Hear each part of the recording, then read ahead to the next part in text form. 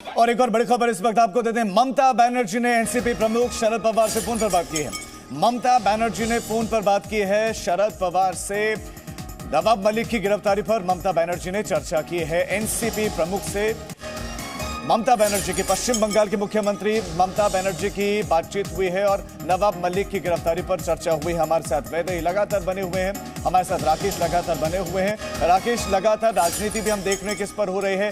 ये कहा जा रहा है कि ईडी ने बिना समन दिए घर में गई और उनको लेकर आ गए। इनमें पहले तो कितनी सच्चाई है और किस तरह की राजनीति आगे बढ़ रही है? जी बिल्कुल यही बात है, क्योंकि इससे पहले देखा गया है कि एनसीपी के अलग अलग नेता जो है वो एनफोर्समेंट डायरेक्टरेट की गड़ाग पे गए हैं। हमने देखा कि अलग अलग मामलों में शरद पवार, अजित पवार, प्रफुल्ल पटेल, छगन भुजबल, एकनाथ खड़से, नवाब मलिक, इन सबके, अनिल देशमुख, इन सबके नाम आए हैं। अलग अलग मामलों में किसी से पूछताछ की गई है, किसी के नाम जांच में आए। और ये नवाब मलिक जो है पहले से, कुछ दिनों पहले उससे बता गए थे कि उन्हें इस बात का अंदाजा है कि किसी भी वक्त जो एनफोर्समेंट डायरेक्टरेट के जो अधिकारी हैं वो इसी तरीके से बेवक्त उनके यहाँ पर पहुंच सकते हैं, उन्हें लेकर के जा सकते हैं। ऐसी जानकारी उन्हें उनके सूत्रों से मिली थी और यही वजह है कि वो आज ये कह गए हैं कि जो जिस तरीके से उन्हें गिरफ्तार किया गया है ये एक पॉलिटिकल वेंडेटा है, ये राजनीति से प्रेरित एक कार्रवाई है। और इसीलिए जो है उनके साथ में आज पूरी महाविकास अघाड़ी सरकार के तमाम जो नेता, तीनों ही पार्टियां, शिवसेना, कांग्रेस और एनसीपी, एक साथ खड़ी हुई नजर आ गई हैं। इससे पहले हमने देखा था कि जब अनिल देशमुख की गिरफ्तारी हुई थी तभी भी तीनों पार्टियां इसी तरीके से सामने आई थी। फिलहाल जानकारी अभी मुझे ये मिल गई कि शरद पवार जो है वो अपने सिल्वर ओक, ये जो उनका निवास स्थान है, वहां से अब से कुछ मिनट पहले ही बाहर निकले।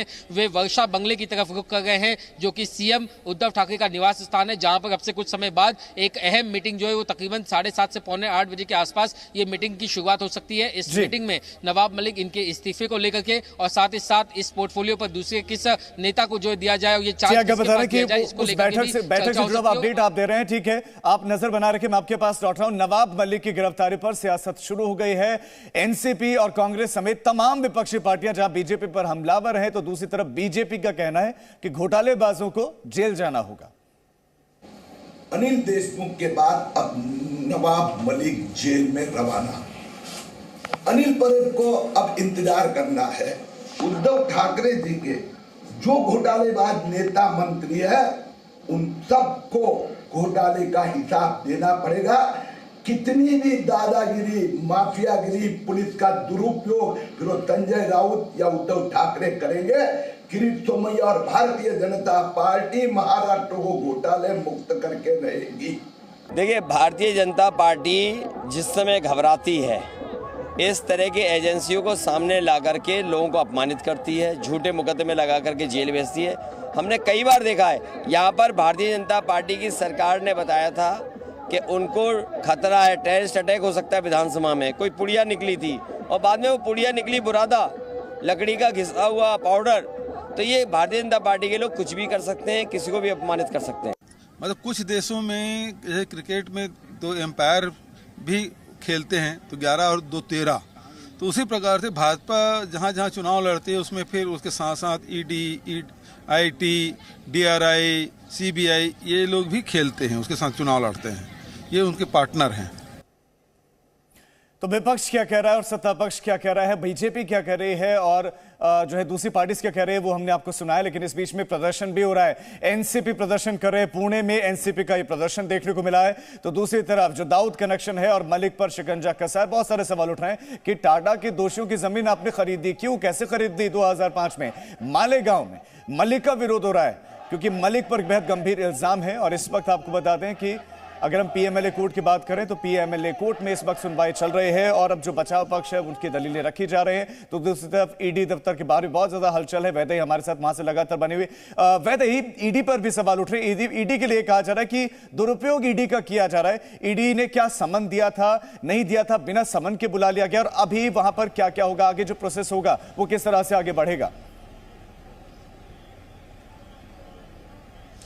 और जी बिल्कुल, अगर हम कहें तो ईडी के बारे में काफी सवाल जो है वो महाविकास आघाड़ी के नेता उठाते हुए नजर आ रहे हैं, क्योंकि पिछले कई दिनों से अगर हम देखें तो महाविकास आघाड़ी के कई नेताओं के सर पर ये जो है इंक्वायरी ईडी ने बिठाई हुई नजर आ रही है। काफी लोगों को ईडी ने जो है वो समन्स भी बिछाए थे। लेकिन इस पूरे मामले में अगर हम देखें तो पिछले कुछ दिनों में ईडी ने जो है वो दाऊद की कई सारी प्रॉपर्टी जो मुंबई में है या उससे जुड़े कई सारे लोग हैं उनके दफ्तर में ईडी ने जो है वो छापे लगाए थे और जिसमें कई सारी बातें जो है वो ईडी के सामने आते हुए नजर आई थी।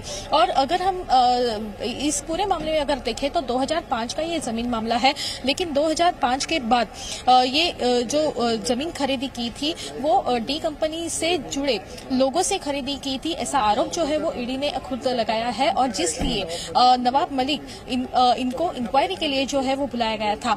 एक तरफ अगर हम देखें तो ईडी की ओर से फिलहाल कहा जा रहा है कि इस पूरे मामले में जो है वो छानबीन होनी बहुत जरूरी है, जिसलिए नवाब मलिक को यहाँ पर जो है वो बुलाया गया था। इसलिए ईडी के काफी सारे लोग सुबह 6 बजे नवाब मलिक के घर पर पहुंचे थे। 3 गाड़ियां वहां पर पहुंची थी और इन 3 गाड़ियों में से नवाब मलिक को यहाँ पर जो 7 बजे लाया गया था, तकरीबन 3 बजे तक जो है वो उनसे पूछताछ की गई, फिर उनको अरेस्ट बताया गया और इसके बाद जो है वो कोर्ट में अब तक पेशी फिलहाल शुरू है।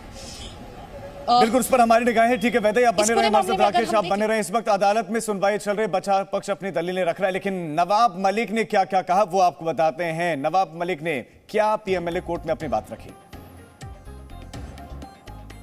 तो नवाब मलिक ने कहा कि ईडी वाले सुबह मेरे घर पर आए हुए थे और बिना कुछ बताए हुए वो मुझे ईडी ऑफिस ले गए और मुझे कम से कम समन तो दे देते, ये उन्होंने बात कही है। और इसके साथ साथ उन्होंने क्या कहा, मुझे कम से कम वक्त तो दे देते। ईडी ने घर में मुझे हिरासत में ले लिया, ईडी ने घर में मुझे हिरासत में ले लिया, ये बात कह रहे हैं नवाब मलिक। इसके बाद उन्होंने कहा कि ईडी ऑफिस में समन की कॉपी साइन करवाए गए, समन की कॉपी ईडी ऑफिस में जाने के बाद साइन करवाए गए, ईडी कार्यालय में लेकर गए और वहां पर उन्होंने कॉपी साइन करवाई है, ये उन्होंने कहा। तो इसके साथ साथ अगर हम एएसजी की बात करें, उनकी तरफ से क्या क्या दलीलें रखी गई। एएसजी अनिल सिंह की दलील थी कि नवाब मलिक पारकर का अवैध रूप से संपत्ति पर कब्जा है, ये उन्होंने बात कही। नवाब मलिक की 14 दिन की रिमांड ईडी को दी जाए, ये 14 दिन की रिमांड की मांग उन्होंने की है, मिलती है नहीं, कुछ वक्त के बाद स्पष्ट हो जाएगा। और संपत्ति पर हसीना पारकर का कब्जा था, हसीना पारकर दाऊद की बहन, संपत्ति पर हसीना पारकर का कब्जा था और पैसा दाऊद इब्राहिम का था, ये उन्होंने कहा।